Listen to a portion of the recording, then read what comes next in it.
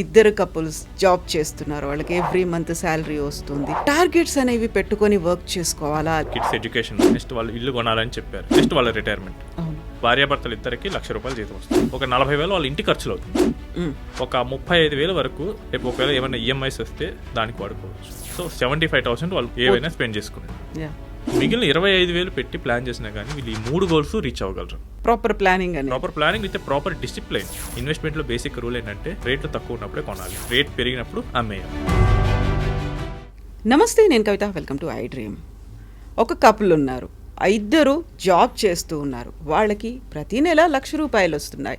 Financial planning అనేది ఎలా చేసుకోవాలి, ఫ్యామిలీ గురించి, పిల్లల గురించి, ఇంటి గురించి, రిటైర్మెంట్లు, వీటన్నిటి మీద ఎలా ఇన్వెస్ట్ చేయాలి, ఎలా ప్లానింగ్ ఉండాలి.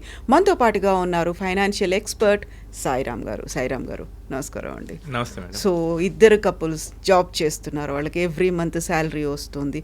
టార్గెట్స్ అనేవి పెట్టుకొని వర్క్ చేసుకోవాలా, లేకుంటే జస్ట్ ఫ్లో టైంని ఫాలో అవ్వాలంటారా? టైం ఫాలో అయితే కనుక చాలా ఇబ్బంది పడతారు. మనకు ముందు నుంచే ప్లాన్ చేసుకోవాల్సి వస్తుంది. ఓకే, ప్లాన్ లేకపోతే కనుక ఆ సిచ్యువేషన్లో ఏం చేయాలో కూడా అర్థం కాదు. సో ముందు నుంచే మనకి లైఫ్లో ఏం గోల్స్ అవసరం అవుతాయి. సో మీరు చెప్పిన కేస్ స్టడీకి వచ్చేసరికి కిడ్స్ ఎడ్యుకేషన్ ఉంటుంది, నెక్స్ట్ వాళ్ళు ఇల్లు కొనాలని చెప్పారు, నెక్స్ట్ వాళ్ళ రిటైర్మెంట్. సో ఈ 3 మెయిన్గా టార్గెట్ ఉంటాయి. సో ఈ 3 టార్గెట్స్కి వాళ్ళకు వస్తున్న శాలరీలో ఇబ్బంది పడకుండా ఎలా చేయాలి. ట్రూ. సో అదే ఫినాన్షియల్ ప్లానింగ్. మన ఫైనాన్సెస్ని ఎంత బెటర్గా మనం వాడుకుంటున్నాం, రిసోర్సెస్ని, రేపు ఫ్యూచర్లో డబ్బు కోసం ఇబ్బంది పడకుండా సిచ్యువేషన్ని ఎలా తెచ్చుకోవాలి. ఇబ్బంది పడే సిచ్యువేషన్ తెచ్చుకునేటట్లు మనం ఎప్పుడు ప్లాన్ చేసుకోకూడదు. రేపు కిడ్స్ ఎడ్యుకేషన్ ఉందంటే నేను ఏమాత్రం తడబడకూడదు, నేను స్పాన్సర్ చేయగలగాలి. రేపు ఇల్లు కడుతున్నానంటే నాకు ఎప్పుడు ప్రాబ్లం రాకూడదు, హెల్ప్ కోసం ఎదురు చూడకూడదు. నాకు రిటైర్మెంట్ టైంలో మళ్ళీ నేను పిల్లల మీద డిపెండ్ అవ్వకూడదు. సో అలా చేయాలంటే ఏంటి? సో వీటిని ఫినాన్షియల్ ప్లానింగ్ సాల్వ్ చేస్తుంది. సో మీరు చెప్పిన కేసులో భార్యాభర్తలు ఇద్దరికి ₹1,00,000 జీతం వస్తుంది. సో మనం ఈ శాలరీని ఏ విధంగా డివైడ్ చేద్దామంటే ఒక 40,000 వాళ్ళ ఇంటి ఖర్చులు అవుతుంది. వాళ్ళ ఇంటి ఖర్చులు, వాళ్ళు క్లాతింగ్ మీద పెట్టేవి, లైఫ్ స్టైల్ మీద పెట్టేవి ఒక 40,000 వరకు అవుతుంది అనుకుందాం. ఒక 35,000 వరకు రేపు ఒకవేళ ఏమైనా ఈఎంఐస్ వస్తే దానికి వాడుకోవచ్చు. లేదు వాళ్ళు ఒకవేళ 30 ఏజ్ అన్నారు కాబట్టి పేరెంట్స్ డిపెండెంట్స్ ఎక్స్పెన్సెస్ ఏమైనా ఉండొచ్చు. సో 75,000 వాళ్ళు ఏవైనా స్పెండ్ చేసుకోండి. మిగిలిన 25,000 పెట్టి ప్లాన్ చేసినా కానీ వీళ్ళు ఈ 3 గోల్స్ రీచ్ అవ్వగలరు. దీనికి పెద్ద భ్రమ విద్య ఏం కాదు. Proper planning with proper discipline. So చాలా మందికి వచ్చే ప్రాబ్లం ఏంటంటే స్టార్ట్ చేస్తారు, డిసిప్లిన్ పోతుంది. సో ఈ డిసిప్లిన్ కనుక ఉంటే కనుక వీటిని 3టిని ఈజీగా చేసేయచ్చు. ఫస్ట్ ఏంటంటే అసలు ఇన్వెస్ట్మెంట్ లాస్ట్లో చెప్పాను కదా, అలా కాకుండా వచ్చిన శాలరీ నుంచి 25,000 తీసేయండి. 1,00,000 నుంచి 25 తీస్తే 75. ఆ 75 స్పెండ్ చేయడం నేర్చుకోండి. అప్పుడు వాళ్ళ ఖర్చులు లిమిటెడ్గా ఉంటాయి. 1,00,000 వస్తుంది, 1,00,000 స్పెండ్ చేస్తే ఇంకా ఫ్యూచర్లో వచ్చే ఇన్కమ్ని కూడా ముందుగానే తీసేయచ్చు. అలా కాకుండా వాళ్ళకి 40% వాళ్ళ ఖర్చులు దాటకూడదు డైలీ వాటికి. ఒకవేళ ఈఎంఐస్కి వెళ్తే కనుక ఆ ఈఎంఐ 30-35% దాటకుండా చూసుకోవాల్సి వస్తుంది. మిగిలిన 25,000ని మనం ప్లాన్ చేయొచ్చు. ఇప్పుడు మనం చెప్పింది అంటే 3 గోల్స్. సో హౌస్ పర్చేస్కి డౌన్ పేమెంట్ క్రియేట్ చేయాలి, next children education and retirement. So first ఈ 3టికి మనకి 25,000 ఎలా విడగొడతామో చూద్దాం. సో ఆయనకి ఇప్పుడు ఇల్లు కొనాలనుకుంటున్నాడు, సో డౌన్ పేమెంట్ క్రియేట్ చేయాల్సి వస్తుంది. సో డౌన్ పేమెంట్ క్రియేట్ చేసేటప్పుడు ఏంటంటే ఒక ఎస్ఐపి స్టార్ట్ చేయండి. ₹5,000 పర్ మంత్ సరిపోతుంది. ₹5,000 పర్ మంత్ కనుక ఎవ్రీ ఇయర్ మీరు స్టెప్ అప్ అట్లీస్ట్ ఒక 10% చేసుకుంటూ వెళ్తే కనుక మనకి అట్లీస్ట్ ఒక 15 lakhs అయినా క్రియేట్ అవుతాయి. హౌస్ లోన్స్ మరీ డీవియేషన్ అయిపోయి 2 crores 3 crores వెళ్తే ప్రాబ్లం, కానీ 1 crore రేంజ్ 1 to 1.5 ఉంటే కనుక మోస్ట్లీ పెరిగిన ఇన్కమ్స్ మనం ఇంకా ఎక్కువ కూడా క్రియేట్ చేయొచ్చు. పెరిగిన ఇన్కమ్తో 15 నుంచి 20 lakhs వరకు వస్తుంది. సో అది డౌన్ పేమెంట్కి మనకు వాడుకోవచ్చు.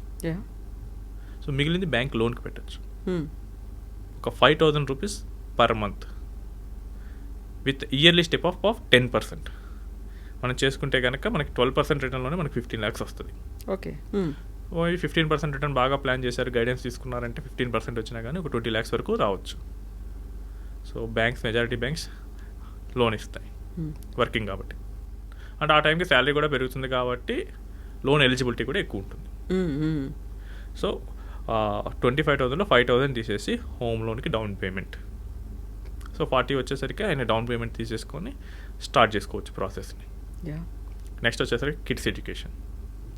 ఓకే, అది కిడ్స్ లేరు, ఒక 20 years లేదా 17 years టైం ఉంది వాళ్ళ గ్రాడ్యుయేషన్ రావడానికి. సో అప్పుడు ఏం చేయాలి? సో గ్రాడ్యుయేషన్ కాస్ట్ ఈరోజు అయితే ఒక 25 lakhs అయితే ఉంటుంది, ఎక్సెప్ట్ మెడిసిన్. అవును. సో ఓకే, నెక్స్ట్ 17 yearsలో ఎంత వచ్చు?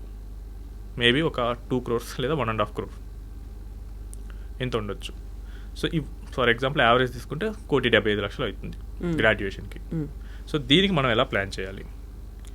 సో మీరు కనుక 10,000 రూపాయలు ఎలా కట్ చేస్తే మనం ఈ 17 ఏళ్లలో 10% స్టెప్అప్ చేసుకుంటూ వెళ్తే 1,75,00,000 వస్తాయి. సో ఉన్న 25,000లో 5,000 హోమ్కి, 10,000 ఏమో కిడ్స్ కోసం. 17 ఏళ్లలో మనం ఏం చేస్తామంటే ఎవ్రీ ఇయర్ మనం స్టెప్అప్ అనేది కంపల్సరీగా చేసుకోవాలి. ఒకవేళ ఇంకా ఎక్కువ పెరిగితే ఎక్కువ చేసుకోవడానికి ట్రై చేయాలి. సో అప్పుడు ఏంటంటే మనకి చిల్డ్రన్ ఎడ్యుకేషన్ అప్పుడు మనకు 1,75,00,000 వస్తుంది. ఇంకో థింగ్ ఏంటంటే 1,75,00,000 మనకు ఒకేసారి కట్ అయ్యాం. సో కోర్స్ అనేది 4 years ఉంటుంది. సో ఒక పార్ట్ మాత్రం తీసుకడుతూ ఉంటాం. So first year 50 lakhs, second year 50 lakhs, third year 50 lakhs అలా మనం కట్టేయచ్చు. అండ్ మిగిలిన అమౌంట్ మీద కూడా మనకి గ్రోత్ అనేది వస్తూ ఉంటుంది. ఇంకా ఫైనల్గా రిటైర్మెంట్. సో రిటైర్మెంట్కి వచ్చేసరికి చాలామంది పోస్ట్ 2 చేస్తారు, దీన్ని మాత్రం వాయిదా వేస్తారు. నేను 30sలో ఉన్నా కదా, ఇంకొంచెం లేట్గా స్టార్ట్ చేయొచ్చని. బట్ రిటైర్మెంట్ కనుక మీరు కనుక ఒక 3 years డిలే చేస్తే మీకు వచ్చే కార్పస్లో 50% తక్కువ ఉంటుంది. Just 3 years delay. మనకి అక్కడ 100 వస్తే అక్కడ 150 వరకు రావచ్చు. సో ఎంత ఎర్లీగా స్టార్ట్ చేస్తే అంత తక్కువ అమౌంట్తో మనం స్టార్ట్ చేయొచ్చు. సో ఈ కేసులో 30 years ఉంది కాబట్టి సో ఈరోజు వాళ్ళ ఖర్చు వచ్చేసరికి 35,000 ఉంది హౌస్ హోల్డ్ ఎక్స్పెన్సెస్. సో ఈ 35,000 నెక్స్ట్ 30 yearsలో ఎంత అవ్వచ్చు? బాగా పెరిగితే ఇన్ఫ్లేషన్ ప్రకారం, సో మనకు వచ్చిన జనరల్ ఇన్ఫ్లేషన్ ప్రకారం పెరిగినా కానీ మనకు 3 lakhs per month అవసరం అవుతుంది. సో 3 lakhs per month అంత నాకు ఎందుకు అవుతుంది అనుకుంటారు, బట్ ఇన్ఫ్లేషన్ అలానే చేస్తుంది. మనకు కరెక్ట్గా 30 years బ్యాక్ చూస్తే ఎంత ఉంది, అది ఈరోజు సింగిల్ డే ఎక్స్పెన్సెస్ కూడా రావు. సో 30 years తర్వాత మనకు అలానే ఉంటుంది, 3 lakhs per month అవసరం అవ్వచ్చు. సో ఈ 3 lakhs per month రావాలంటే ఏం చేయాలి? కనీసం నేను ఎఫ్డీలో పెట్టినా కానీ నాకు 6 crores ఉండాలి. సో ఈ 6 crores కార్పస్ కోసం క్రియేట్ చేయాలి. సో ఈ 6 crores కార్పస్ కోసం మీరు 8,000 rupees ఎస్ఐపి మొదలు పెట్టచ్చు. 8,000 rupees ఎవ్రీ ఇయర్, మళ్ళీ 10% మన శాలరీ హైక్ అలానే ఉంటుంది కాబట్టి మోస్ట్లీ స్టెప్అప్ చేసుకుంటూ వెళ్తే మనకి రిటైర్మెంట్ కార్పస్ 6 crores క్రియేట్ అవుతాయి. దీనికల్లా మనం చేసింది ఏంటి? టైమ్స్ 30 years స్పెండ్ చేసాం, 8,000తోనే స్టార్ట్ చేసాం. ఇప్పుడు అదే పర్సన్ 50లో స్టార్ట్ చేయాలనుకోండి, he has to invest 3 lakhs per month. So అంత కాంప్లెక్స్ అవుతుంది. సో ఇప్పుడు మీరు ఏం చేస్తారంటే మొత్తం 23,000కే నేను చెప్పాను, ఇంకో 2,000 నేను చేయాలి. సో ఇప్పుడు మీరు చెప్పినటువంటి 1 lakh per month అనుకున్న దాంట్లో మిగిలేది 2,000, దాన్ని ఏం చేయాలంటారు? సో ఈ 2,000 నేను ఉద్దేశపూర్వకంగానే ఆపాను మేడం. సో ఇంత ప్లాన్ చేసుకున్నా కానీ ప్లాన్ అనేది మనకి రియల్ టైంలో ఏమవుతుందంటే అన్నీ మనం అనుకున్నట్టే జరగకపోవచ్చు. ఎమర్జెన్సీ సిచ్యువేషన్ రావచ్చు, లేదా మనకి డబ్బులు అవసరం అవచ్చు. ఈ 2,000ని మనం ఎమర్జెన్సీ ఫండ్ కోసం పెట్టుకుందాం. ఎవ్రీ మంత్ ఉంచుకోవాలి. ఎవ్రీ మంత్ ఒకనొక టైంకి అది మంచి కార్పస్ క్రియేట్ అవుతుంది. ఏమన్నా మనకి డబ్బులు అవసరం అయ్యాయి, మనకి ఈ గోల్స్ అమౌంట్ని డిస్టర్బ్ చేయకుండా ఈ 2,000 per monthతో మనం చేస్తూ ఉన్న దాని నుంచి తీసుకోవచ్చు. లేదా ఒక్కోసారి మనకి మార్కెట్స్ డౌన్ అవుతాయి, మన దగ్గర అప్పుడు క్యాష్ ఉంటుంది, ఎందుకంటే మనం 25,000 తీసుకున్నాం సేవింగ్స్ నుంచి, ఇక్కడ క్యాష్ ఉంటుంది, వీటిని తీసుకొని ఇన్వెస్ట్ చేయొచ్చు. మేము మా కస్టమర్లకు ఇదే చేస్తాం. ఎవరైతే క్లయింట్స్ మా దగ్గరకు వచ్చారో వాళ్ళకి కనీసం ఒక 5% అయినా కానీ ఇలా సేవింగ్స్ వాటిలో పెట్టిస్తాం. అప్పుడు ఏమవుతుందంటే మొన్న సడన్గా మార్కెట్ పడింది, సో వీళ్ళు ఏం చేస్తారు, నేను ఆల్రెడీ ఇన్వెస్ట్మెంట్ చేస్తున్నా కాబట్టి ఉన్న శాలరీ మొత్తం వాడేసుకుంటారు. అప్పుడు క్యాష్ లేనప్పుడు మనం ఎక్స్ట్రా రిటర్న్ తేవాలంటే ఏంటి? ఇక్కడ ఉన్నది అమౌంట్ తీసి అక్కడ పెడతాం. ఇన్వెస్ట్మెంట్లో బేసిక్ రూల్ ఏంటంటే రేట్లు తక్కువ ఉన్నప్పుడే కొనాలి, రేట్ ఎక్కువ పెరిగినప్పుడు అమ్మేయాలి. సో అదే చేస్తాం. తక్కువ ఉన్నప్పుడు ఆల్రెడీ మనకి క్యాష్లో ఉంచుకుంటాం కాబట్టి వెంటనే తీసి కొంటాం, బాగా ఎక్కువైతే వాటిని అమ్మేసి సెల్ చేసేస్తాం. Okay, so A time, what is the ideal time మిమ్మల్ని అప్రోచ్ అవ్వడానికి, మీ దగ్గరికి రావడానికి? ఈ గోల్స్ అన్ని జనరల్గా 30 to 35 years వాళ్ళకే వస్తాయండి. సో మిస్టేక్స్ కూడా వాళ్ళే ఎక్కువ చేస్తారు. సో 30 to 35 years వాళ్ళు కనుక అప్రోచ్ అయితే కనుక మనం బెటర్గా ప్లాన్ చేసుకోగలం. ఇక నుంచి డీల్ అయ్యే కొద్దీ మనకేంటంటే స్కోప్ తక్కువ ఉంటుంది. ఎందుకంటే ఎంత చేసినా కానీ అదే ఇన్కమ్ లెవెల్లోనే నేను చేయగలుగుతాను. ఇన్కమ్ పెరగకుండా ప్లానింగ్ అనేది ఈ గోల్స్ రీచ్ అవడం అనేది కష్టం అవుతుంది.